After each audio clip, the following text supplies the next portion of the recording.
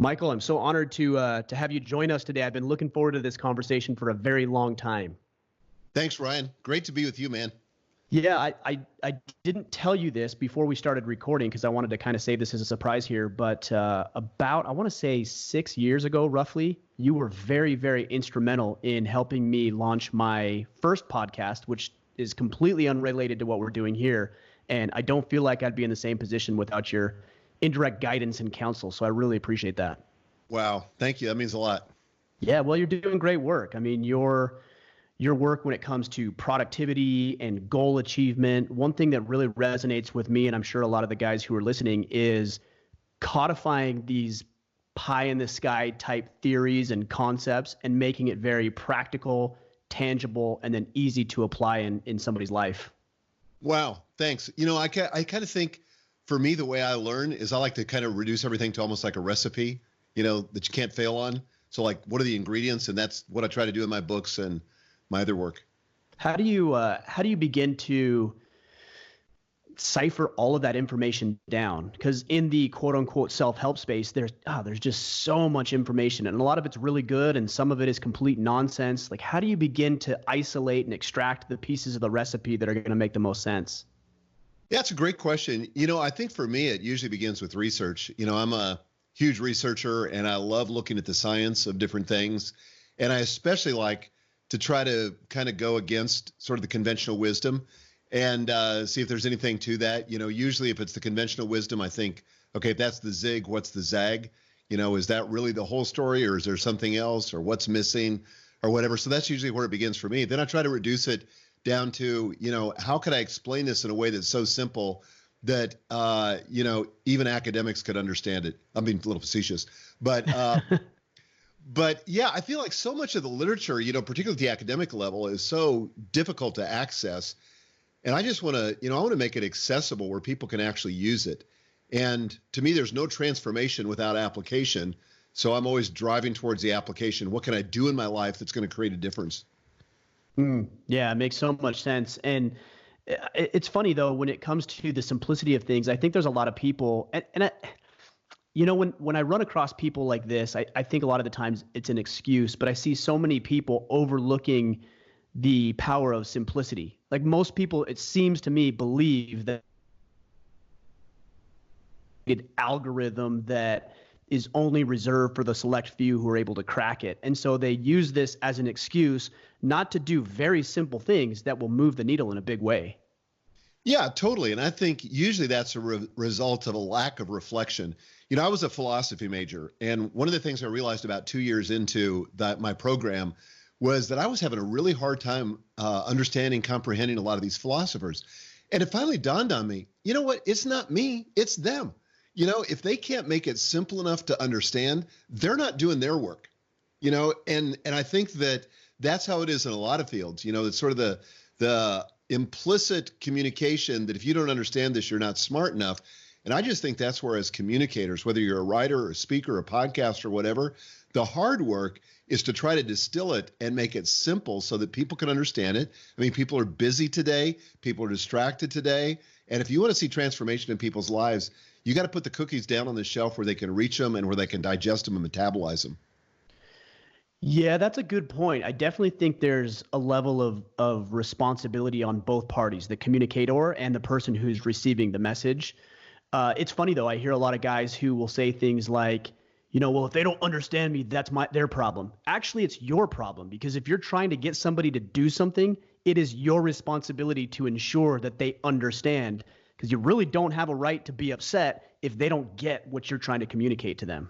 Right, totally. I mean, communication is a two-way street, and you're right. They do have a responsibility, but on the other hand, if you've communicated but they haven't heard, whose fault is that? And I think it's the person who's taking the initiative to communicate. If they think a concept that I'm teaching is just confusing or wrong or whatever, it's on me to make it more clear, to make it more compelling. And that's one of the things I try to work hard at. Yeah, well, I appreciate the humility, and it certainly takes a level of humility, because I know for me, when I put projects, whether it's a book or a course or whatever, a t-shirt, whatever the product might be, that's my baby, right? Like I've put a lot of Right. time and energy and effort. And if somebody comes back and says, I don't get it, it's very easy for me as a man to say, well, because you're an idiot, as Yeah, opposed to right. like, oh, wait, maybe this isn't as good as I had it in my mind to be. Yeah, exactly. Yep. Yeah, makes sense. Well, I'm really looking forward to digging into the meat of this conversation, which is going to center around the idea of vision and creating vision for yourself and then casting it to others, which kind of ties into what we've been talking about. Because this is actually going to be very applicable for me as I look to grow my organization from something that has been relatively successful to taking it significantly more serious and it really becoming like a business as opposed to like just some guy in a spare room in his house running this organization, right? So I really feel like vision is a big component of that and being able to articulate to others. But tell me and those who are listening why you think that this is the starting point and why having a vision for what it is you want to accomplish is so important. Yeah, I think vision is the first and most important task of leadership. It's where all change begins. If you can't see the future, you darn sure can't create it. You've got to be able to see it with enough clarity and in a way that's, personally exciting and compelling enough to get you to start moving toward it. So that's where it all begins. I think a lot of people stay very busy today. It's not uncommon for me to meet business owners and entrepreneurs who are working 70 to 80 hours a week. And there's just a tremendous amount of sideways energy, a lot of busy work. They're covered over and overwhelmed, but it's directionless. It's not moving towards something. And once you have a clear vision, you can create alignment. And once you have alignment, you can drive execution. And what that really means ultimately, and I wrote about this in my book, Free to Focus, but you can achieve more by doing less. Not all work is created equal. Not all tasks are created equal. Some contribute to the vision. Some don't, but without a vision, you have no filter, no way to discern what's important for today. Yeah, it is funny because you hear this trite quote of just work hard. And it's, well, if you're working hard and you're doing the wrong things, like it isn't worth pursuing that endeavor. No, it's absolutely right. Just to give you an example. Last year, my business grew 62%. I'm not bragging, I'm trying to illustrate. My business grew 62%, but I took 162 days off. Now, when I say off, those were days that I didn't think about work. I didn't read about work. I didn't talk about work, and I didn't do any work. But I was completely unplugged from the business, doing other things that were important to me. That doesn't happen when you don't have a vision. If you've got a vision, your work can be focused. It can be directed. It's just much more efficient, much more effective.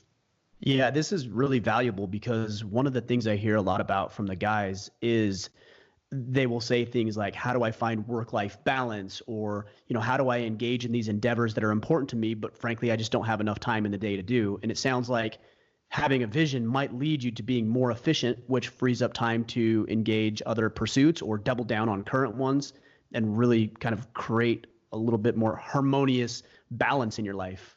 Well, absolutely, Ryan. In fact, I would say that one of the components of vision is that it can't just be related to work. So my new book, The Vision Driven Leader, is all about having a vision for your business, right?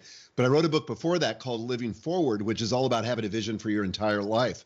The truth is, life is multidimensional.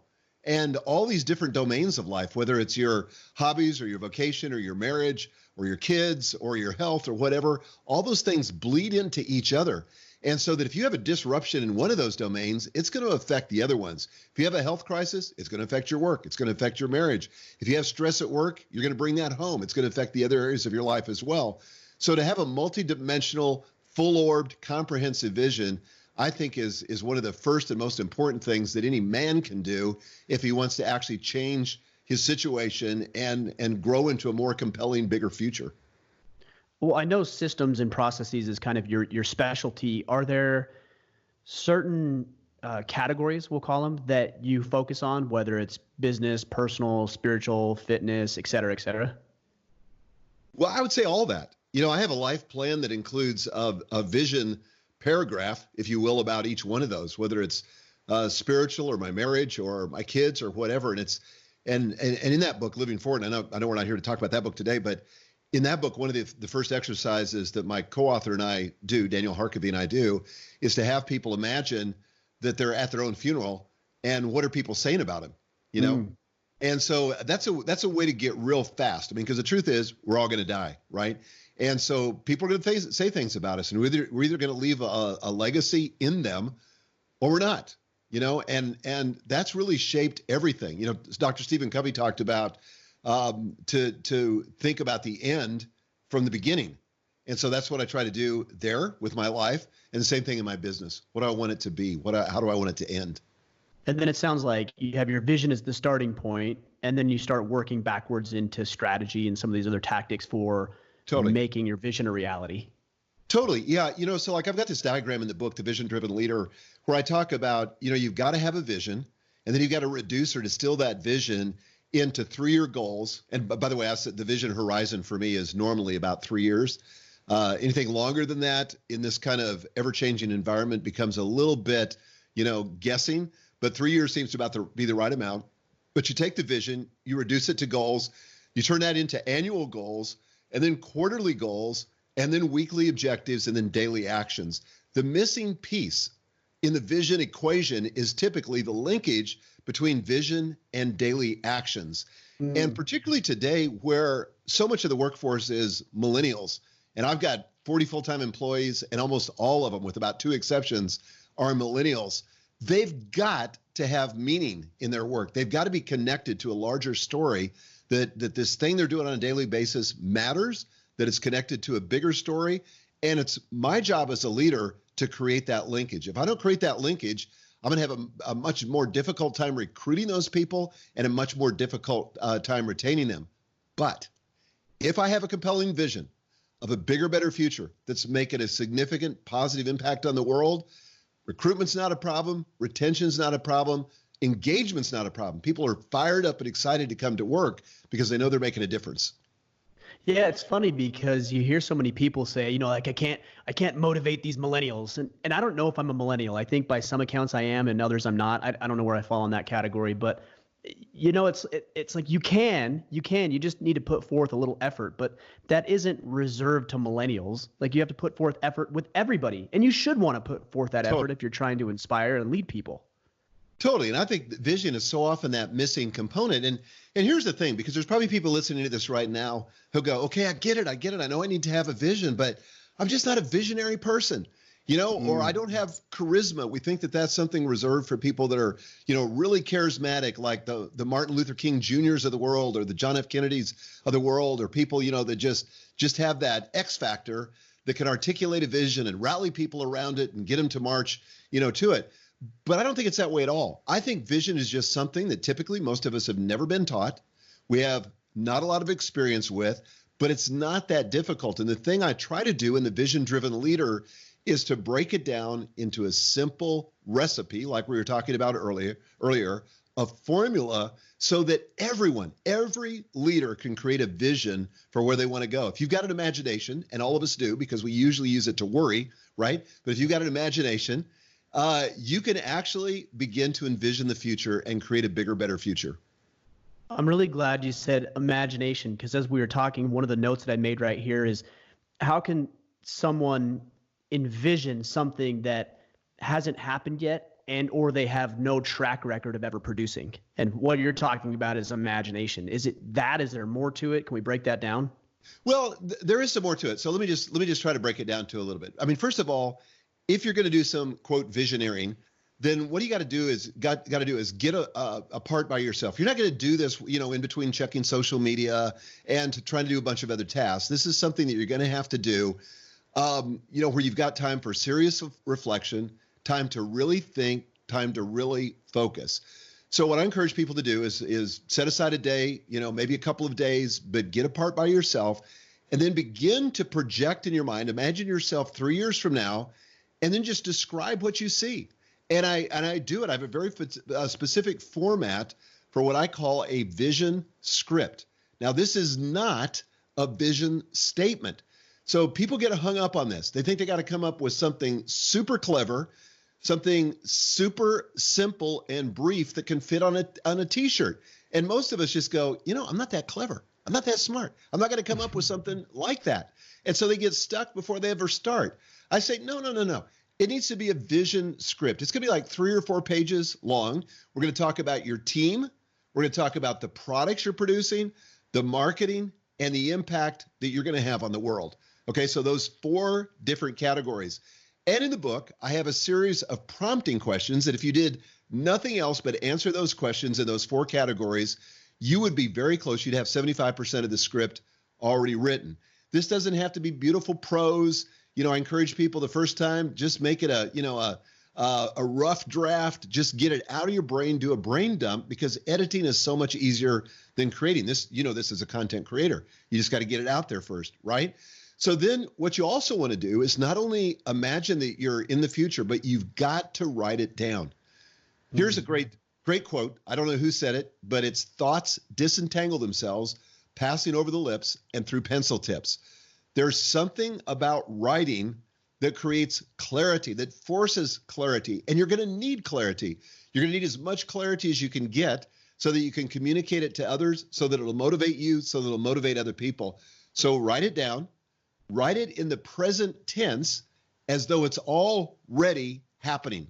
So the thing about this is all the brain science shows that when they do brain scans on people, they have people who are vividly imagining something happening, and they have people that are actually experiencing that thing happening, and the brain scans look identical. Your mind can't differentiate between something vividly imagined and something actually done. This is why in all performance coaching for professional athletes, a very important part of that coaching involves, vividly imagining the practice. So yeah, Tiger Woods is going to go practice putting. He's going to practice the short game. He's going to practice driving, but he's also going to be doing all that rehearsal or pre-rehearsal in his mind, just seeing it, because he can actually do it better in his mind than he can do it on the course. So that's an important component. So writing our vision in the present tense gets us to begin. It's a way of hacking our belief system so that we begin to believe that it's coming into reality. So I would say, those are some of the tips that I have in the books about how to write a vision statement or a vision. Right, yeah. Yeah, makes sense. Is there any sort of danger in writing or at least thinking about things that may not have happened as if they already have? Like the thing that comes to mind, for example, for me is somehow creating an internal dialogue where you tell yourself, this is what's happening. And then you bring it back to reality and you're thinking on the other side of your brain, well, no, that's actually not happening. And so now you have this internal dialogue that's conflicting with each other. Have you seen any pitfalls or things to avoid when it comes to that?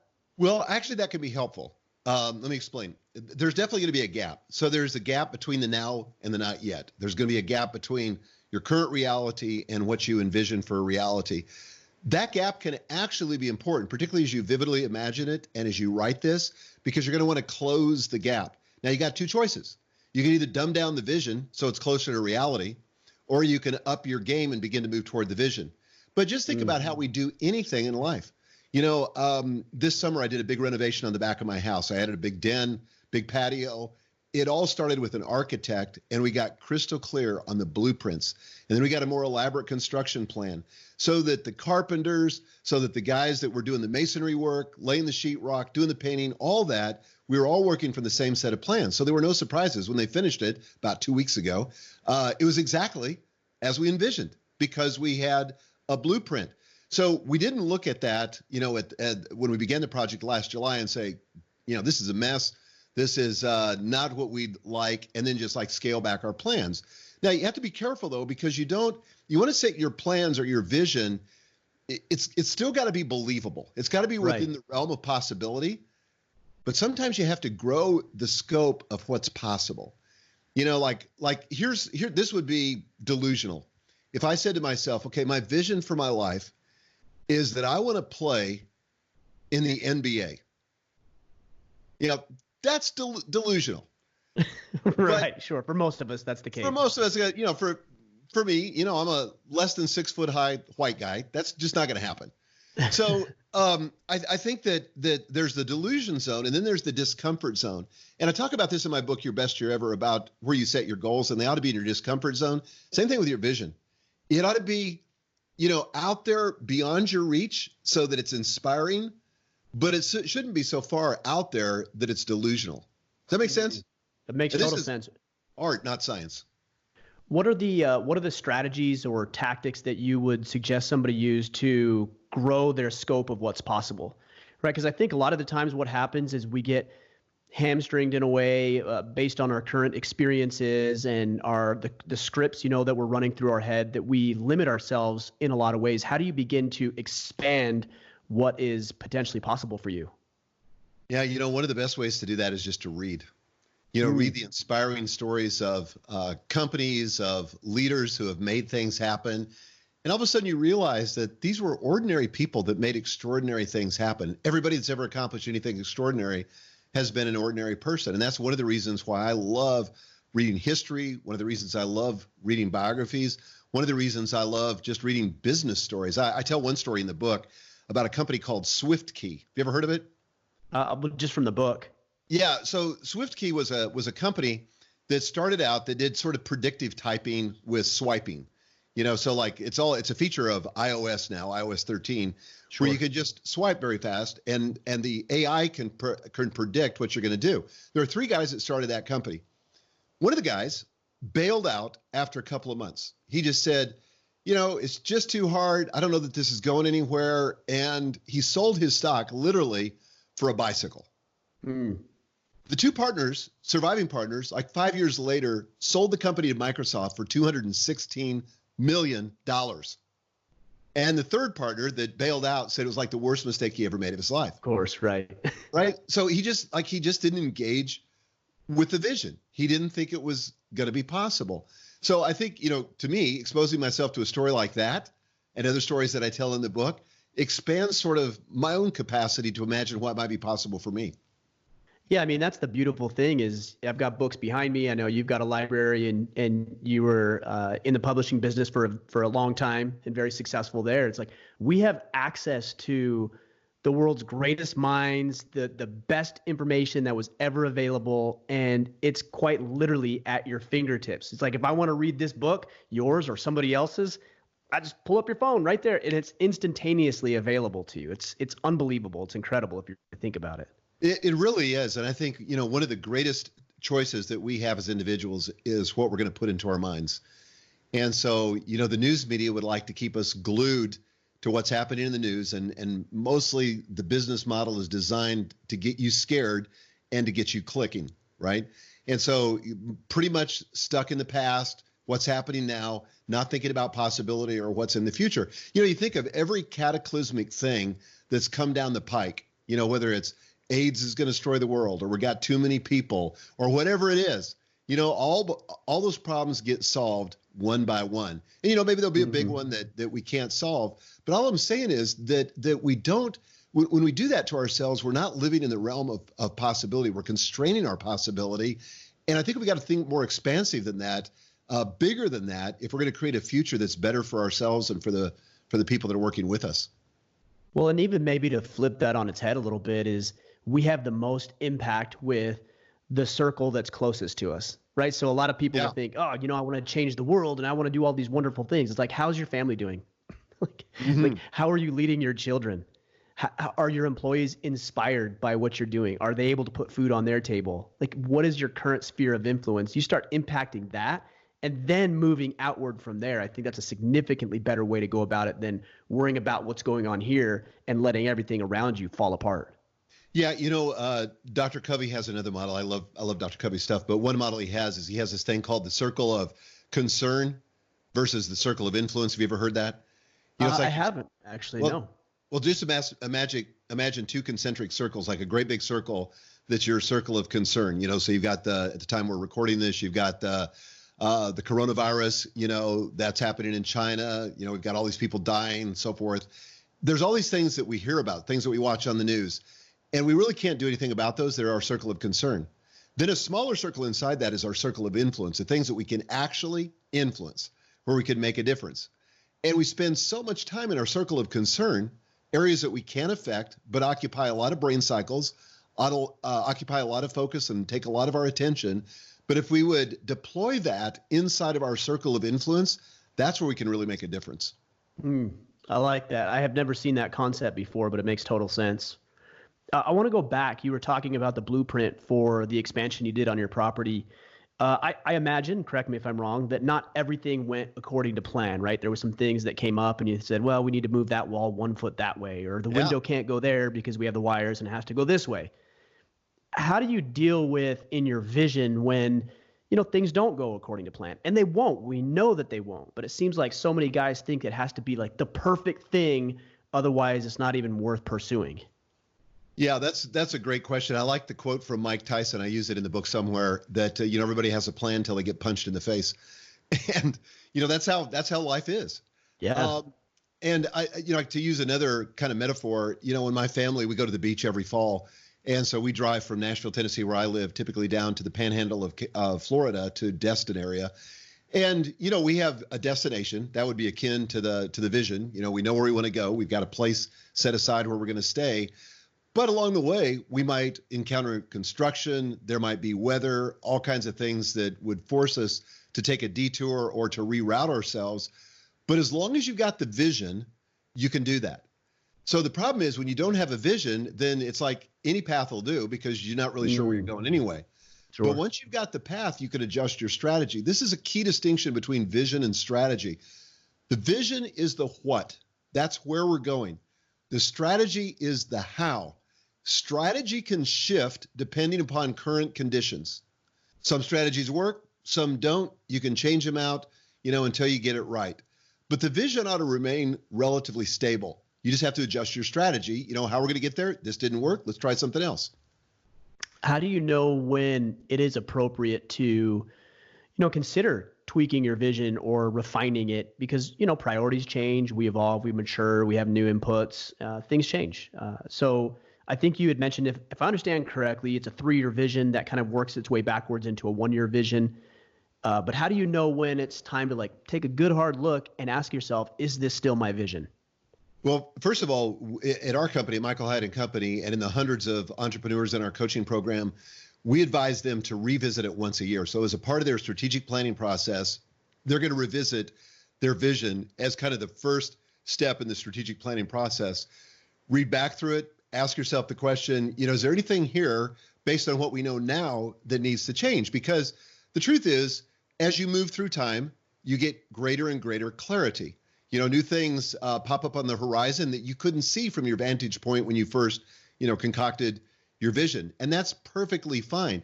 It just needs to be, a conversation. It needs to be considered. It needs to be thoughtful, but changing the vision is fine. What I wouldn't advise doing it is where you're changing it constantly to accommodate opportunities. Occasionally an opportunity will come in and you go, wow, okay, that's a significant strategic opportunity.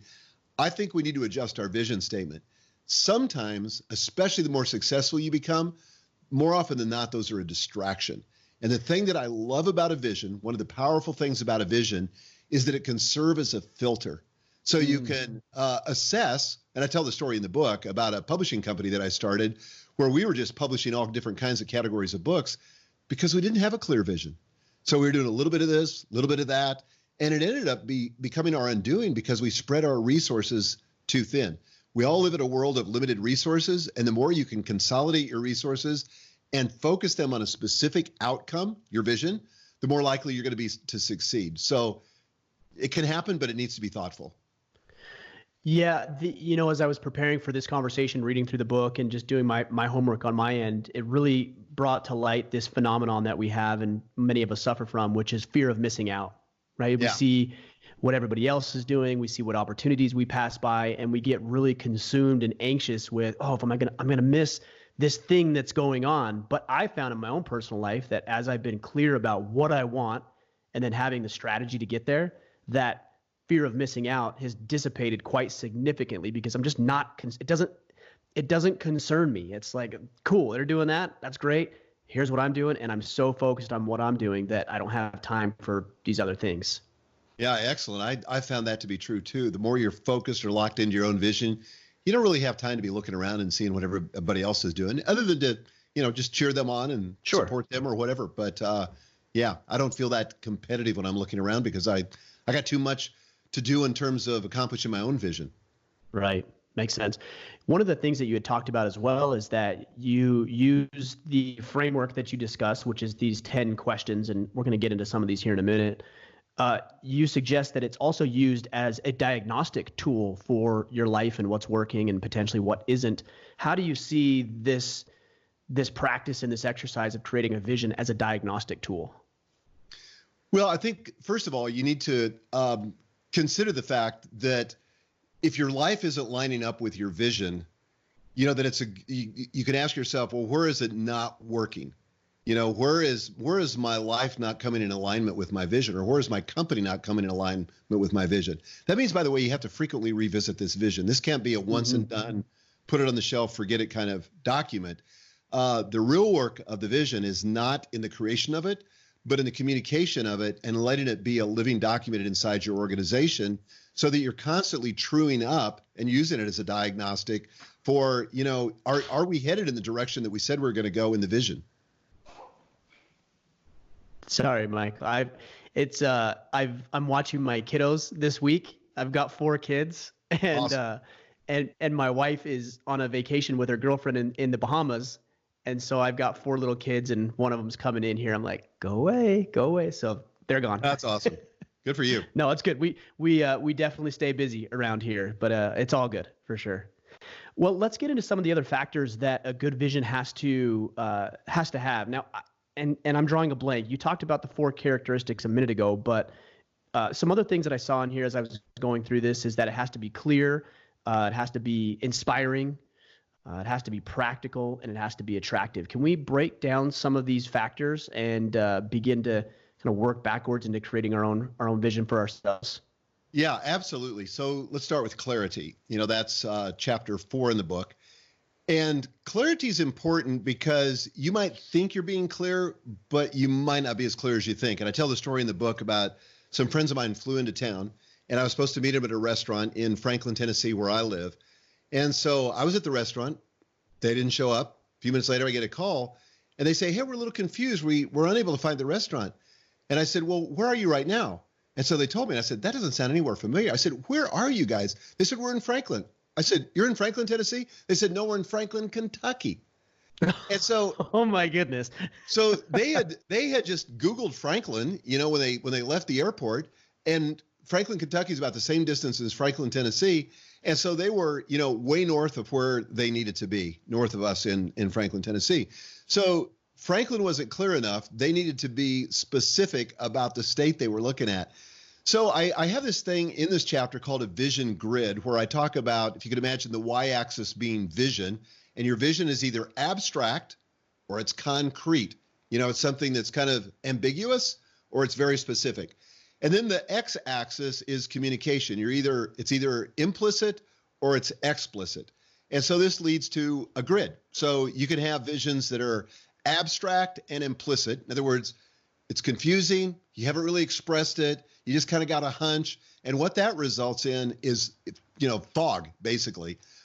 People don't have a clue where the business is going. The second quadrant is one where it's abstract and explicit.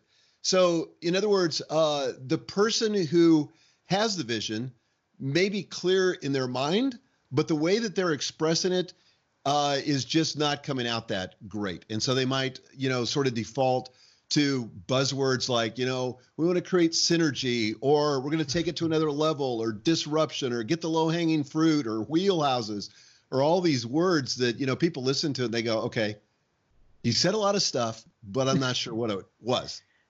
This reminds me of those vision statements that you see on the wall of offices. Yeah. And you walk in and you're like, there's lots of words on there. What does it mean? And they're like, yeah, I don't know. I don't know what it means, but it sounds good. Yes, it does. Yes, it does. It's just a plaque. Right.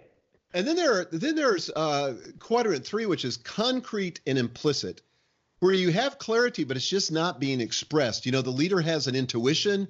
He seems to be, or she seems to be, guided by their intuition. They seem to have clarity themselves, but the communication is implicit. They're not being explicit. The best vision scripts are both concrete and explicit. So in other words, you get it concrete, it's very specific, but then you express it. You leave nothing to chance. And so that's why I love having it written. That produces clarity. So I think, the first step, when you're trying to get clarity around your vision is just to admit, hey, this isn't that clear, and there's nothing wrong with that, just to admit it, and maybe solicit the feedback of other people and ask for their input. And sometimes people say, I think this needs some work. Could you make this more clear? So you definitely want it clear. And that's the first job. If it could be subject to ambiguity or if it's not expressed, it's going to be useless. Then not only is, before we move on from there, I mean, not only, because you said, it doesn't hurt to ask and to be aware of that. Not only does it not hurt, I would imagine it's encouraged, because if you're not doing that, you're leaving all sorts of blind spots available that will inevitably produce miscommunication, like the story you shared. Totally. And who do you? Go ahead. Well, I was just going to say, I think the way I encourage leaders to do this is get by yourself and come up with a rough draft. Then go to your team, whoever your inner circle is. Maybe it's an executive team, maybe it's just a few friends, whatever it is in your organization, but share it with them. You're not Moses coming down from Sinai. This is wet cement at best.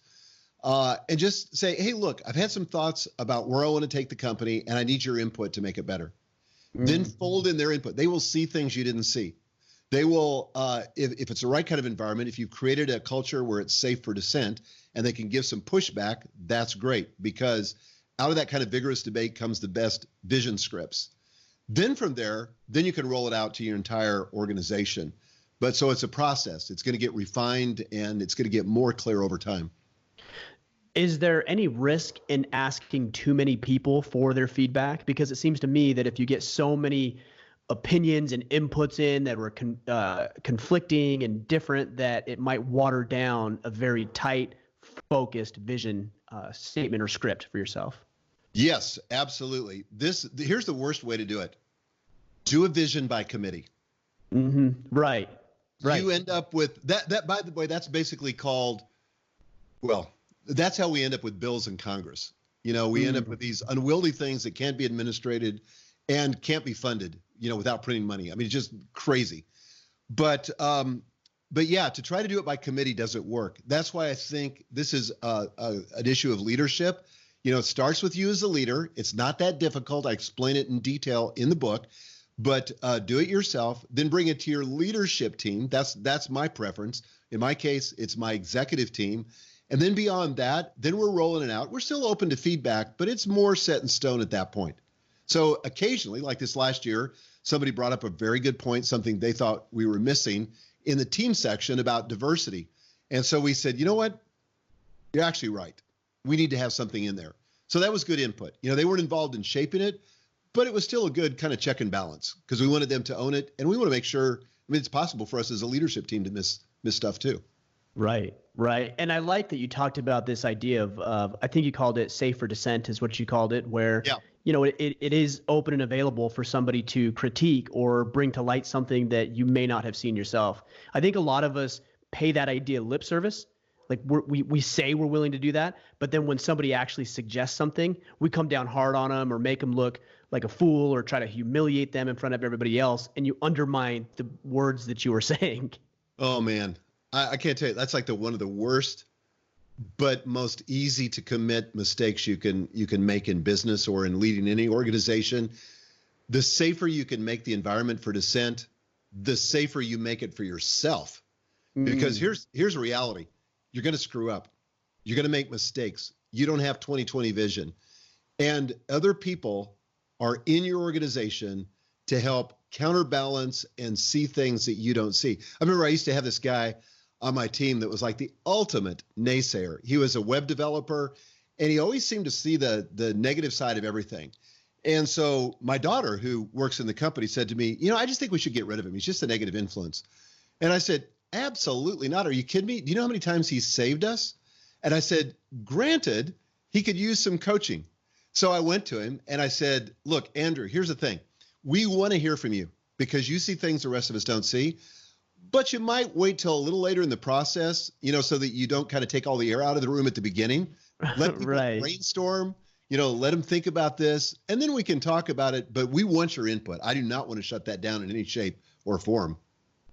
Yeah, I mean, that's a very mature response. Like, hey, here's the value that he provides. Now let's equip him with some other tools that actually might help him be more effective in his life too. That's right. Yep. Yeah. Well, let's move on to the second component, and these aren't in order based on what I wrote down here, but I've got inspiring next. So do you want to hit on that or something else? Yeah, no, inspiring is good. So whatever else a vision is, It needs to inspire first you. In other words, if this is not a future that you get excited about moving toward, scrap it and start over. Because if you can't be inspired yourself, if you can't be excited about the vision, your chances of getting anyone else excited are zero. People are going to read that. They're going to smell that inauthenticity. They got to know you're genuinely enthusiastic. You're fired up about making this a reality, because the truth is it's going to take a lot of work. It's going to consume a lot of resources. It's going to take extraordinary focus to pull off the vision, if it's the vision that, is really compelling. So you got to be excited about it. And when you share it with other people, you can't read it in a monotone. You've got to be inspiring when you read it. So one of the things that we do when we review our vision script, and we do it on a regular basis, like I said, it's not one and done, but at our annual team meeting where we get everybody together, we report on the results from the last year, which we do once a month, but we do it once a year. We get everybody together, we celebrate the year, talk about our wins, review the financial performance, hand out bonus checks, everybody's fired up. But then we review our core ideology. So we revisit the mission, the core values, and especially the vision. So I stand up in front of the organization and I read it.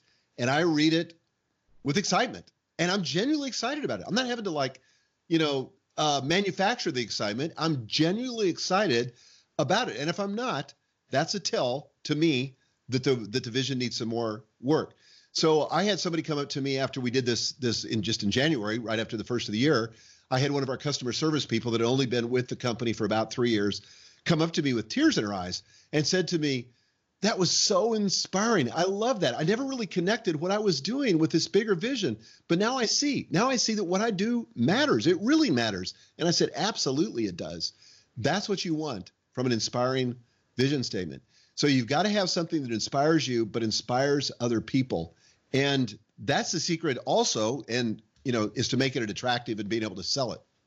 Yeah, definitely. I mean, I think people want to be led. Like, we are genuinely craving leadership. And I think a lot of the reason for that is because so many of us are familiar with the absence of leadership or horrendous leadership, that when we actually have somebody who can lead effectively, who has a direction they want to go, who can share why that's important and rally the right people in the right places, like, that is inspiring, that is motivating, and things that I would want to follow. That's things that you would want to follow. That's what we're looking for as human beings, is direction and confidence from our leaders and our people. Well, I think of two of the greatest speeches ever given. One of them was JFK's speech about the moonshot, about putting a man on the moon within a decade. And the stakes were high because the Soviets had the upper hand. If they got to space, got to the moon first, and somehow they weaponized that was going to be a serious problem in the Cold War. So he created this vision of getting to the moon. Now, here's what's interesting about it. Nobody had a clue how to do it. Right. Technology wasn't available. Even NASA resisted him. They thought, what is he saying? I mean, there's no way we're going to be able to pull this off. But they did. They did it within a decade. Sadly, he wasn't alive to see it, but it actually happened. It was a compelling vision that galvanized the country and mobilized the NASA workforce and gave meaning to their work because they took it seriously. It was the commander-in-chief saying, this is what we're going to do. Another speech that still blows my socks off when I listen to it is Martin Luther King Jr.'s speech, I Have a Dream, because he paints a vivid picture of a different reality. And it gives, still, when I listen to that, it brings tears to my eyes. That's an inspiring vision. When it moves people, and I have this as the subtitle of this chapter, that moved people move people. Mm-hmm. When you're moved yourself by something, you're in a position to move and to motivate people. And I really feel like, Ryan, people are going around today desperate for inspiration. We're living in an inspiration deficit world. People are looking for inspiration. There's so much that's discouraging and so much that just, throttles back your inspiration. And to be an inspirational leader is an opportunity to stand out and have a competitive advantage against all your competitors and to really make a difference in the lives of the people that are working for you. I honestly believe that this perspective is one that sets great companies apart from average, mediocre, so-so companies. It seems to me that as we move further into technology and automation and AI and the processes and systems, that it would be very attractive to go that route and assume that the human element is a distraction or gets in the way. And what I've found to be true is that when you think of it like that, it certainly can be, because you're undermining your own efforts. But if you think about it differently and think, no, this is the great leveraging power, and you treat people the way they deserve to be treated, it's significantly better than technology or automation by itself. Totally. I couldn't agree more. How do the two speeches that you had just suggested, so JFK's and Martin Luther King Jr.'s, how do those stack up with regards to the attractive component of this? Now, obviously, you listen to those, you're inspired by them. They're beautifully worded, they're eloquent, they're spoken with meaning and significance and enthusiasm. Is that what you mean by attractive? Is that it's packaged well, or is it something else? Yeah, it's partly the packaging of it, but there's got to be substance there as well. It's got to be a future that everybody wants.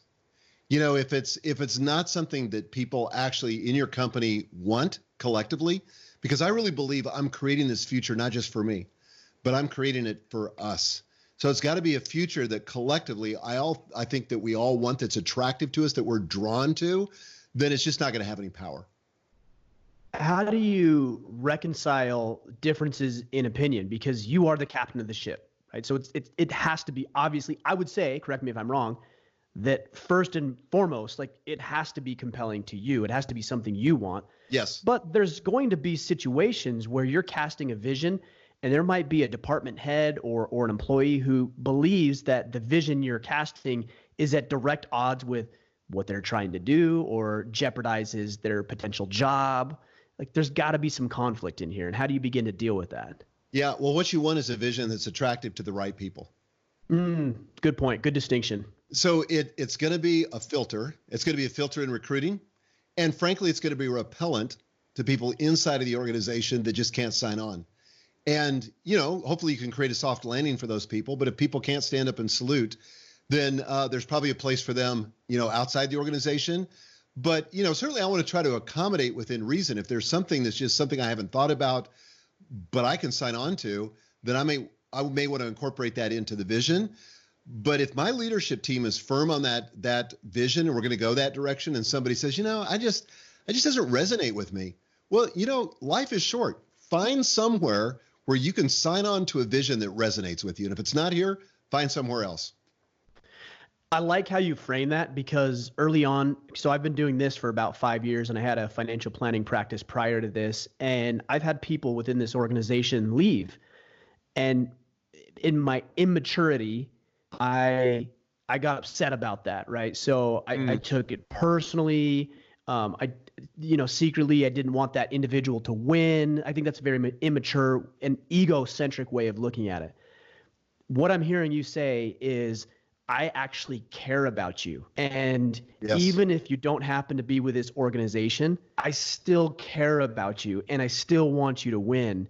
That to me is the distinction between being spiteful and trying to get revenge on somebody because they don't want to be part of what you're doing, and actually like releasing them into the world, doing it tactfully with a position of care. Well, and certainly I can relate to that kind of emotion of just kind of feeling betrayed or whatever. But sure. Yeah. The philosophical foundation for me is stewardship. I feel like everybody in my life is on loan from God. And so, the employees that I have, like we just lost one of my senior content creators last week. Was her last day, was last Friday. Phenomenal. She was the first employee I hired in this business that I have now. She was extraordinary, but she got this amazing opportunity to go to work, to run an entire content team for another person whom I also really admire. And all I could do was rejoice. I thought, thank God we had her for the years that we did. She made a huge contribution. I said to her at her going away party, I said, your fingerprints are all over this organization. They're indelible. They will never leave. And I said, you've always got a place back here if you want to come back, but we're going to be cheering for you and rooting for you because I'm just grateful for the gift of the time that you gave us. And I think you're going to go on to other greater things. And I just want to leave people better than when I found them. I want to leave them more equipped, more knowledgeable, more able to pursue their own dreams when they leave. And that may sound a little bit idealistic, but that's really my heart. Well, and there's that side of that, and that's wonderful. And another side, and this is not why we would do this or engage in this behavior, but you also leave the door open for other opportunities. She may want to come back, or there may be a connection that she has that would never have been able to be made for you had you not left that in the mature, respectful, gracious way that you did. And it's easy. Like, it is so easy to be pissed off. It's infinitely harder to be gracious in the time that you did have with somebody. So I really like that distinction. Well, I have seen companies turn friends into enemies by the way they treated them when they exited. Mm-hmm. And I, being a part of a big corporate environment, when I first got into that, I would see somebody decide they're going to leave the company, and somebody from facilities would march into their office and take their computer and, box up all their stuff and escort them out of the building like they were a convict. And, that does nothing but create bitterness and resentment. And there's no loyalty there. If there was any, it's gone by the time they leave the door. So, yeah. You got to think what is the end game here that we're trying to create, and think of the end from the beginning. Well, and I like that, because I think there is, based on what you're saying, is an eternal perspective, not just a temporal one, an eternal perspective into how we lead our organizations, how we work with other people, the good that we do in the world. This goes on for eternity. It does. And I'm accountable. I'm accountable to God. I'm accountable to the people that have gone before me. And that's something I take into every day. Nice. Yeah, I like that. Well, I want to be respectful of your time. There's one other factor here I just want to maybe touch on as briefly as we need to, but still hit it. And this is this idea of practicality, that has to be practical. Otherwise, what's the point? Yeah, it really needs to be something that the vision needs to be something that you can actually implement.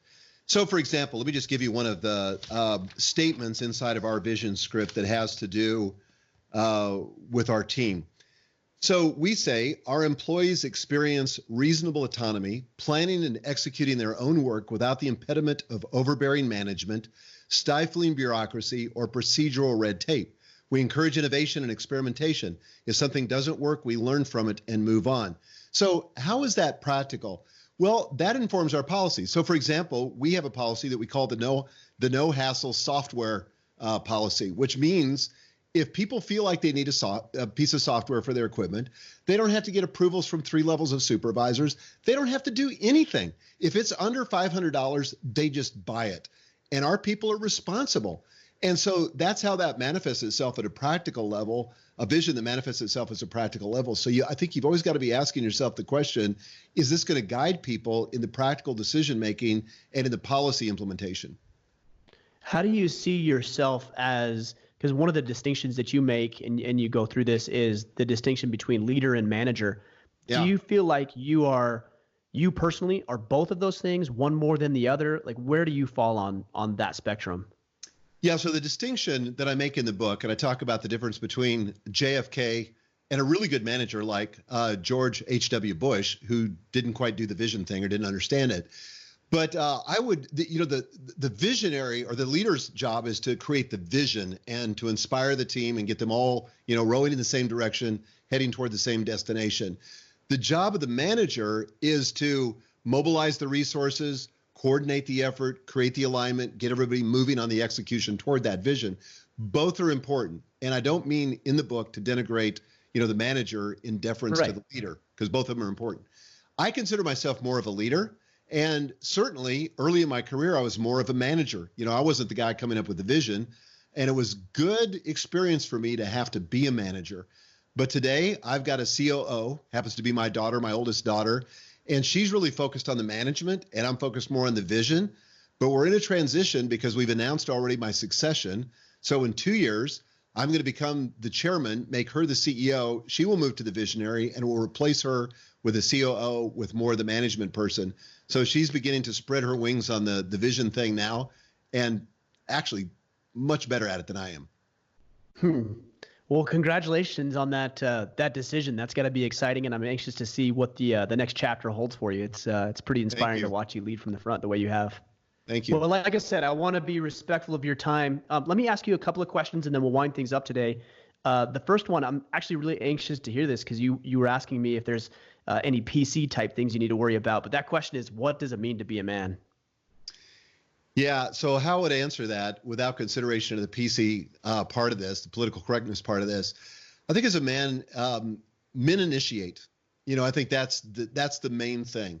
I think sadly in the modern era, you think of a man, oftentimes the stereotype of a man is a couch potato that's reacting, responding, seeing himself as a victim. That's not my view of manhood. Being a man means I take initiative. I take full ownership of my life. I don't have the right to blame somebody else. I have to own everything in my life and be responsible for it. And I think also being a man means that you're not just responsible for yourself, but you're responsible for other people. I take my family responsibilities very seriously. I take my responsibilities for my company very seriously. So being not only taking initiative, taking full ownership, but taking responsibility for other people. So I'd say those three things. That's excellent. I think the fact that you do those things from my perspective looking in is a big reason why people follow you, why I follow you, and why so many people are impacted by your work. Thank you. I want to give you an opportunity to tell the guys how to connect, including something that we just didn't dive into too much, which is the vision scripter, because I think this is a powerful tool that men could really use and harness to start producing and identifying their own vision for themselves. Yeah. Our goal is to help every man come up with a vision, and not leave it to somebody else or think that they don't have the qualifications. So we've created a tool called the Vision Scripter tool. And in fact, when you buy a copy of the book, you get the Vision Scripter tool with it and some other cool bonuses along with it. So, you can find out more about that at michaelhyatt.com, or you can go to thevisiondrivenleader.com. I think that's the right URL. This is actually the first interview I've done on the book, so we might need to double check that. But you can put that in the show notes. We'll sync it up, though. Yeah. Okay. Yeah, great. we'll definitely make sure we get it right for the guys. But I think you are, because I was reviewing some documentation. I think that's accurate. So, but we'll make sure. We'll confirm that. Fantastic. Well, Michael, I want to let you know, again, I started this by paying you the compliment that I appreciate all the good work that you've done. I've been looking forward to this conversation for quite literally years, and you did not disappoint. I have so many other questions I want to ask. Maybe we'll have to do a round two at some point or dive into something a little bit deeper. But, man, I just really appreciate you taking the time. I know you're busy. I know you have a lot going on, and it means a lot that you join us today. Well, thanks, Ryan. It was an honor and a fantastic conversation. So thanks for some great questions. Thanks, Michael.